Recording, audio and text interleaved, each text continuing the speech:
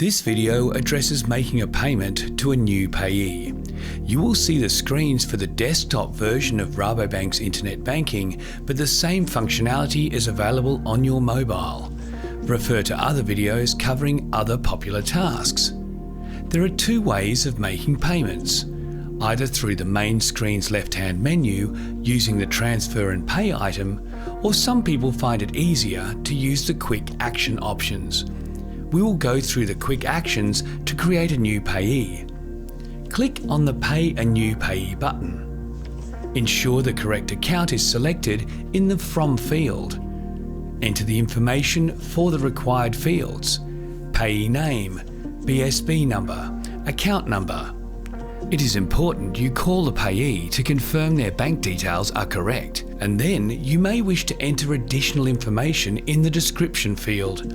Here, you may choose to enter your invoice number or account number or similar details. 18 characters are available. You can choose to save the payee for future use and determine which account to associate the payee with, and then enter the amount to be paid to the payee. You can set up this payment for once or as a recurring payment. The When field will be displayed, and you can use the calendar icon to select the appropriate date.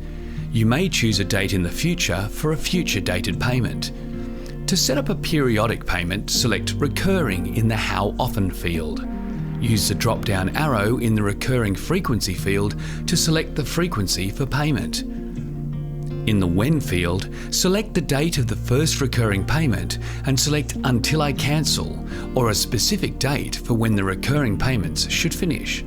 It is important you call the payee to confirm their bank details are correct. When you're ready, click Continue. Check the payment details and click Confirm to proceed.